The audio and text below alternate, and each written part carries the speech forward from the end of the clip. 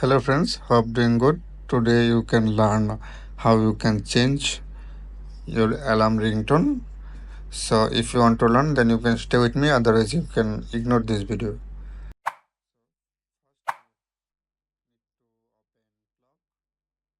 So first you need to open clock, then you can choose the alarm option.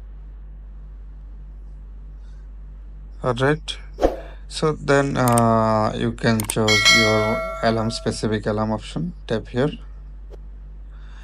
Then you can choose your time and also others features, I mean others option as you want. Then you can uh, configure according to your need. Now if you want to just change the sound, I mean ringtone, then you can just tap on the sound and then showing the menu. Then you can just save. That's it. It's pretty easy and you can do as I show you. So thanks for the watching.